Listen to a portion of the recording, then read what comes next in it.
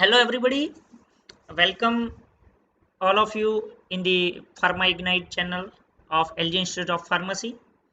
Myself, Paresh Patel, working as an assistant professor in the Department of Medicinal Chemistry at LG Institute of Pharmacy. Today, I am going to discuss about the autonomic nervous system, which is a part of syllabus in medicinal chemistry of semester 4. Now in this lecture, I am going to give you the introduction and ideas about the how autonomic nervous system work, which are the different neurotransmitters, which are the physiological responses, and which are the adrenergic drugs which are used in the treatment of certain diseases.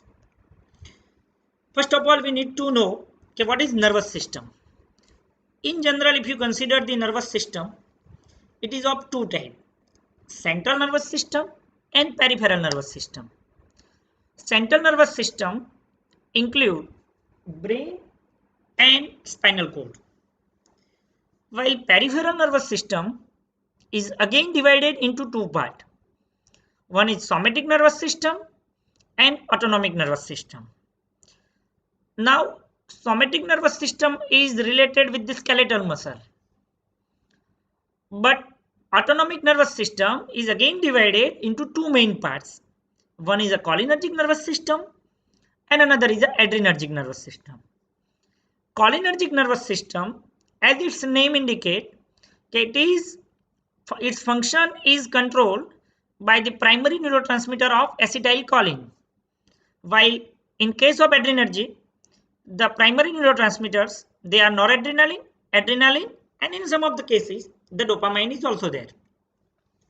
Now we can see the effect of different neurotransmitter on the different regions. Postganglionic transmission, acetylcholine, norepinephrine, and dopamine, and which are the effectors or on which particular organs these neurotransmitters are producing their actions. They are cardiac and smooth muscle. There is also a sweat glands. Then we have also the nerve terminals.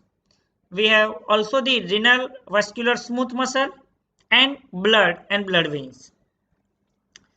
Now, what are the, we need to understand before going in the detail about the effect of the different neurotransmitters.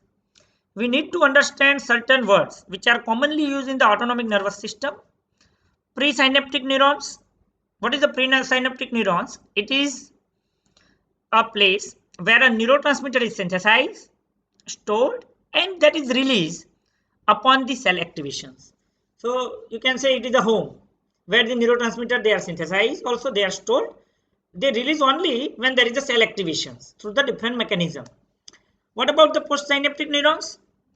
They are the place where the neurotransmitter, they are detected and their action is translated into the different cellular activities. And what is synapse?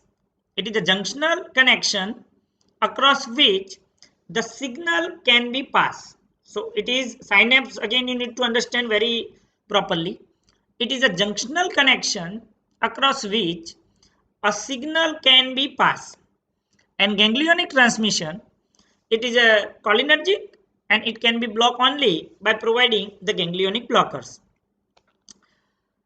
Now, if we see the differences upon the sympathetic and cholinergic system, both are opposite to their action in most of the cases. The properties of the sympathetic nervous system is they have the property of adjusting the response in the stressful situations like a trauma, fear, and exercise. Stimulation of the sympathetic system will result into the increase in the heart rate, increase in the blood pressure, and mobilize the energy store of the body. They are also responsible for increasing the blood flow to the skeletal muscle. The parasympathetic nervous system, it maintains the essential body functions like a digestive process and elimination of the waste product. And as I told earlier also, both the sympathetic and cholinergic, they are producing their action opposite to each other. Now, very important one, which are the different receptors on which this neurotransmitter producing their actions. And at the same time, when we are providing the drugs, either as an agonist or antagonist, they are also working on this particular receptor. As you know that the agonists are increasing the response while antagonists are decreasing the response. Now here we have, if you see the cholinergic system, the acetylcholine working on two primary neurotransmitter. They are nicotinic and muscarinic. And muscarinic are again divided into 5 subtypes: M1, M2, M3, M4 and M5. So M1 to M5, these are the sub-receptors of muscarinic. In case of nicotinic, they are again divided into two parts. One is NM, that is nicotinic, which is working on neuromuscular junctions, and NN means they are working on the neuronal junctions or the ganglion. Adrenergic system, that is adrenaline and noradrenaline, they work primarily on two type of receptors, that is alpha and beta. Alpha is again subdivided into two parts, that is alpha 1, alpha 2, and beta is subdivided into beta 1, beta 2, beta 3. Dopamine neurotransmitter is again working on 5 different dopamine receptors, that is D1, D2, D3, D4 and D5. Now we will understand how the adrenaline and noradrenaline, they are synthesized and how their metabolism is taking place. Phenylalanine is a precursor from which the tyrosine is biosynthesized. This tyrosine is converted into the DOPA, which is abbreviated as dihydroxyphenylalanine. So dihydroxyphenylalanine is DOPA, and that tyrosine is converted into DOPA with the help of enzyme tyrosine hydroxylase. This DOPA is converted into dopamine with the help of enzyme aromatic decarboxylase. So aromatic decarboxylase enzyme convert the DOPA to the dopamine. This dopamine is converted into norepinephrine or noradrenaline with the help of enzyme dopamine beta hydroxylase. That means there will be the introduction of hydroxylase group or hydroxyl group OH. And norepinephrine or noradrenaline is converted into epinephrine or adrenaline with the help of methyl transferase.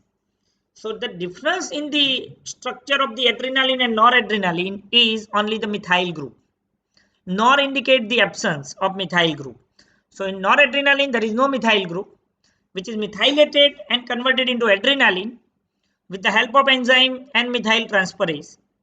But this enzyme is present only in adrenal medulla. So the conversion of noradrenaline to adrenaline will only be taking place in the adrenal medulla only. The nerve terminals cannot able to convert the noradrenaline to adrenaline. You can see the image how this dopamine to noradrenaline and adrenaline, they are taking place. And after this synthesized noradrenaline and adrenaline or dopamines, they are releasing and working on their receptors through the, but that require the activation, as I told earlier in this lecture only. They are released from their nerve terminals through the mechanism of exocytosis. So through the exocytosis mechanism, these noradrenaline or adrenaline or dopamine, they are released. These release adrenaline and noradrenaline or dopamines, they are again metabolized by the very two important key enzymes which are known as COMT and MAO. We'll see later on. Adrenal medulla is containing more amount of adrenaline than noradrenaline, because that adrenal medulla is the only one where the noradrenaline is converted into adrenaline. The rate limiting step, very important one when we talk about the competitive exams, tyrosine hydroxylase is the rate limiting step where it is converted to the DOPA. Then major inactivation of most of the neurotransmitters, they are highly by the reuptake mechanism. Now, how about the metabolism? Epinephrine is metabolized by the COMT enzyme and they are converted into metanephrine. And this metanephrine, with the help of MAO enzymes, MAO is abbreviated as monoamine oxidase, while COMT is abbreviated as catecholamine O-methyl transferase, which is converted into VMA, that is vanillin mandelic acid. Epinephrine is converted into DHMA, and then again with the help of COMT enzyme, it is again converted into VMA. Even norepinephrine is also metabolized with the MAO enzymes through the DHMA and converted into VMA. So ultimately, VMA is the end product regarding or the metabolism of the particular metabolism of adrenaline and noradrenaline. Major metabolites for both the we can say epinephrine as well as norepinephrine. They are the vanillin mandelic acid, and some of the few traces of the noradrenaline and adrenaline, they are also excreted unchanged in the urine. MAO, as I told earlier, it is a monoamine oxidase, and COMT is catecholamine O-methyl transferase. Different location of the receptors of adrenergic and adrenergic systems, they are alpha 1, alpha 2. Where they are located, alpha 1 are mainly located and responsible to mediate the vasoconstrictions of the coronary arteries. They also produce a dilation of the pupils, which is also known as mydriasis. Alpha 1 blockers like phentolamines and prazosin, they are the alpha 1 antagonist. Alpha 2 are clonidine, which is as an agonist. They are working on the presynaptic and inhibitory in the nature. Beta 1 mediate the increasing in the heart rate, increasing the heart contractility, which is also referred as positive ionotropic actions. They also produce the positive chronotropic effect, that is increasing the conductance velocity. They also increase the cardiac output. They mediate the lipolysis, and they also mediate the renal release. While beta 2 receptors, they are responsible for the bronchodilations, decrease in the GIT motility, mediate the glycogenolysis, produce the relaxations of the uterus, and relaxation of the skeletal and coronary blood vessels.